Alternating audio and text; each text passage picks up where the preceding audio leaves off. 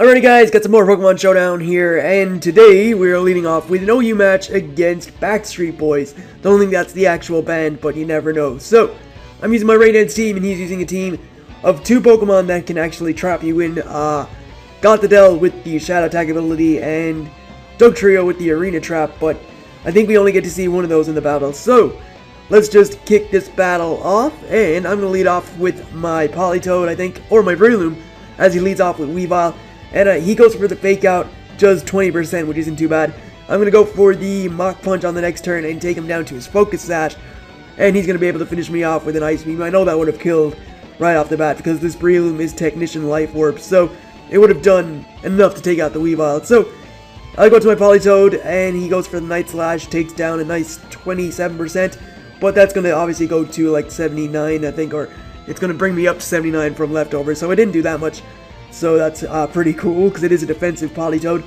So it goes to his Gothitelle, and I believe this next part is all stalled, because I go for the Toxic, as he goes for the Thunderbolt, and now it's going to be him going for Calm Minds while I go for Scald, and that is honestly pretty tedious. So I think I'm just going to actually skip ahead a few turns, because I believe he goes for Calm Mind on this turn as well, and because he does that, he's at +2, and my Scald was only doing 23% the first time, so from 20% here, it's not going to take him out. It's only going to do like 18%, I think. And that's going to let him use the move Rest, which will let him get his HP back and stuff. So that sucks rather than socks. And next few turns are just me using Scald while he is asleep until I eventually, I believe, get a critical hit here, which takes him out. I'm not sure. I think it's this turn. We'll see. If it's not, I'll just skip ahead. But I think I may take him out here with Scald after. No, right, never mind, I don't. As he goes for Calm Mind again, and this turn I don't get the crit either, and I think it's this turn. There we go, there's a critical hit for you. He had 24% HP left, I get the crit, and there we go, there goes his Gothitelle, which would have stalled me for such a long time. So I make the switch out here into my Manectric as he goes to his Zapdos. I think this may be hidden. It's not Hidden Power Grass, I don't know what it is. It must be Hidden Power. I don't know really what that Hidden Power was, because he went for it again. I gave him the choice spec, so it's obviously going to do more damage. Probably should have went for Thunderbolt honestly, because I think that would have done enough to Zapdos to take him down a decent chunk of HP. It's not Hidden Power Grass, so it could be, I don't know what Hidden Power that could have been, really. Maybe it's HP Ice. He might have expected me to go to D-Knight, maybe? I'm not sure, but I take him out with 2 Waterfalls with Swampert, which is awesome. And then I can actually switch, or he switches out into his Gyarados, which is Intimidate. So which has Intimidate, rather, not is Intimidate, but it is intimidating, as it goes for the Dragonets. I go for the Toxic, just to get some extra damage off. I know Swampert can't do anything to this Gyarados, so I figured I'd go for the Toxic, just to get some HP off him at least every turn, as he takes me out of the Waterfall. I decide now it's perfect time to go to my Dragonite, and he goes over the Stone Edge here. I actually did the calcs on this. That crit did matter. If he didn't get the crit, it would have only taken me down to 30-something%, because I do have Multiscale, which would have actually prevented me from getting taken out. So that didn't matter. Kind of changed the battle, I think. I could have went for the Hurricane on his Gyarados and taken it out. Then I could have went for the Earthquake on his Jirachi. And yeah, in my opinion, it didn't matter. I probably should see if a Hurricane would have taken him out from that range of HP. I should have calculated that, actually. But if it would have, then yeah, that definitely probably changed the battle. So I go for the Bug Buzz on his Jirachi. I get a critical hit on the Bug Buzz to take him down to low HP. As he gets leftovers recovery, I outspeed because the Selgor is really fast. So I go for the Bug Buzz, and he survives with a little bit of HP left and takes me out with an Iron Head. But then that lets me go out to my Politoed and finish him off with a Scald, I believe, from that range of HP. So actually he goes for the Body Slam. He outspeeds me, then I can take him out with a Scald. He doesn't get the Paralysis, which is awesome, because if he did, he could have just Iron Headed me into oblivion. So his final Pokemon is Dugtrio. That's obviously going to outspeed me, and he goes for the Earthquake. Probably didn't matter with that Earthquake. Maybe it did, I'm not sure. I don't even know what type of Dugtrio it was, just because it got the crit. So that was a pretty decent battle, I think, apart from the stalling, which sucks. I really hate people who stall, but again, that's just how some people play the game, so I can't really change that. And now we're going to move on to the next battle, so let's get into that. Alrighty, so our next match is another OU match, this time against a Jefferson, or Jeffsterfan 375, and his team is pretty manageable, I think. I mean, Terrakion can do a lot of damage to all of his Pokemon. I'm kind of worried about Lucario, but again, most of my team can take hits from that, like my Scizor or my, well, not really Scizor. I guess my Cresselia and my Gliscor can deal with that.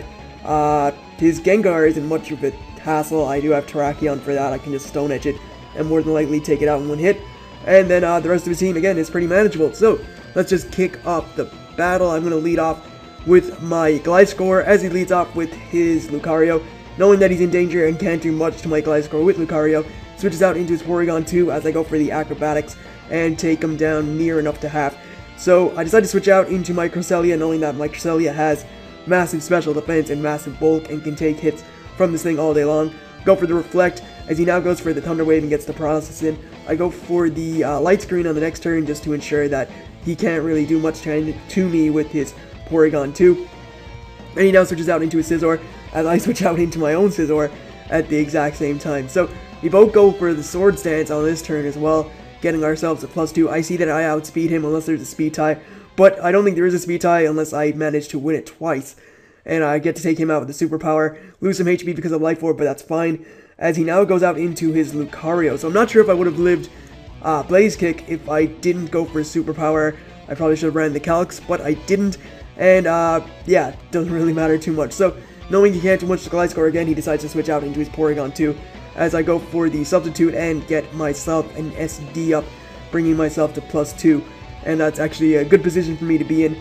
He goes for the Ice Beam that breaks my sub, obviously quad effective, and the Reflect wears off. I go for the Earthquake. I probably should have went for Acrobatics if I'm honest here, because as you're going to see, Acrobatics does just like 1% more, and even if that is minimum or maximum damage, it's still more than what Earthquake did. So he goes for the Ice Beam and finishes me off after I go for the Acrobatics, and I now get to switch into my Keldeo Resolution form as he switches out into his Deoxys Defense while I go for the Surf just to get the guaranteed hit. Probably should have went to Gyarados, because Gyarados is like the massive check to Keldeo Resolution, or any Keldeo, and by any Keldeo I mean like the other Keldeo that's not Resolution form. So he goes to his Gengar, I go for the Surf and bring him down to his Sash. He goes for the Thunder and actually hits and takes out my Keldeo in one hit. That was fine. Again, I have Cresselia that can take out his Gengar, because I know from that range of HP that Gengar can't one-shot me. So he goes for the Shadow Ball, it takes me down 36%, I get to go for the Psychic and finish him off. He only had 1 HP left, so the rest of his team is pretty much prone to my Terrakion. He goes for the switch into Gyarados, then goes for the Dragon Dance as I switch into my Terrakion. I am Jolly Scarf, so I know that I'll probably outspeed even at 1 DD. So I go for the Stone Edge and take him out 1 hit. And yeah, that's pretty much a good game at this point, because Terrakion can pretty much demolish everything else on his team with a close combat. So I go to my Cresselia as he goes for the SD with his Lucario, knowing that I have to switch out to Swords Dance, obviously, or not Swords Dance, Stone Edge won't do much to Lucario from there.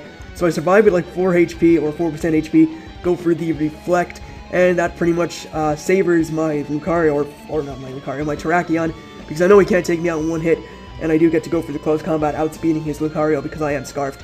And that's pretty much a good game, because his Porygon 2 has like 2 HP left or something, so I didn't need Tyranitar, even though it is a Sandstorm team. But even then, I don't think Tyranitar could have done much. Probably could have hurt his Gengar and his Deoxys D, but that's about it. Everything else would have probably demolished my Tyranitar. So, now that that battle's done, we're going to move on to the final battle, which is actually a random team battle, rather than having my usual NU, UU, and OU setup, I guess. So, let's just move on to that random team battle. Alright, so this final match is a random team match against Blues Crafty. He's a YouTuber, you should check him out, he's pretty cool. And yeah, so he asked me to battle, I was like, sure, and we just did a random team match. So, that means if you don't actually have a team loaded up and you would like to battle, we could do a random team match. And it'll more than likely still get uploaded, because I am uploading everything. So, yeah, let's just kick off the battle. I am going to lead off with my Vigoroth, as he leads off with his Seal. It says there in the teams that I actually had 2 Vigoroths. I don't think I actually did. I don't remember. But I go for the Bulk Up as he goes to his Deerling, switching out from his Seal. Go for the return. It does 70% after leftover recoveries. That's not too bad. His Jump Kick doesn't do a lot. And I can just take him out with a second return. So, down goes his Deerling. That's his first Pokemon taken out. Now it goes out to his Beautyfly as I go for the return again. And bring him down to 9%, which is awesome. As he goes for the Quiver Dance, which actually frightened me a little bit, because if he had Bug Buzz, then my Vigoroth could have been taken out, but I believe he goes for the Giga Drain, which does 40%, which is not very bad. So I go for the return and get to finish him off again, because Quiver doesn't increase defense and stuff, so that gets to take him out. He now goes to Sneasel and goes for the low kick and finishes off my Vigoroth in that range of HP, which is fine. I can now go to my Electabuzz, which I believe is Choice Specs, or was Choice Specs. I don't have any control over the Pokemon or anything, but I obviously picking moves and stuff, but items and sets and stuff I had no choice. So Focus Blast takes out his Sneasel with one hit. It is quad effective, and I believe that was Choice Specs. So he goes out to his Huntail as I go to my Spiritomb, and he gets to set up a Shell Smash, which really had me afraid, because he could have done a lot of damage with Huntail, but he actually Baton Passes out into his Seal for some reason. Seal doesn't have the best attack. He goes for the Aqua Jet. It only does a quarter. I get to go for the Dark Pulse, which does a decent chunk of damage. This is a Life Orb Spiritomb, and he goes for the Drill Run. That does more than Aqua Jet, and I get to go for another Dark Pulse. So he's going to be able to take out my Spiritomb, but I go for the Sucker Punch, predicting him to actually go for a Drill Run again, because that did more damage, and I get to take out his Seal. So he goes for the Surf with his Omastar. That does take me out, and I go out to my Electabuzz. Here I think this thing had Thunderbolt, but I just go for the Volt Switch. I should have went for Thunderbolt, honestly, but that probably would have done enough to take out his Huntail and his Electabuzz, but I decided to go for the Volt Switch out to my Duosion. As he goes for the Sucker Punch, that does a lot of damage. I go for the Psyshock and take him down over half. He goes for the Shell Smash, actually predicting me to go for the Sucker Punch again, but I actually go for the Recover. So either way, it's a good play in his part, because he does get the Sucker Punch up again. He does get the Shell Smash up again, but I am able to finish him off with the Psyshock, as his return doesn't finish me off. So that was a nice battle with Blue Scrafty. Never really use random teams that often, but it's a lot of fun.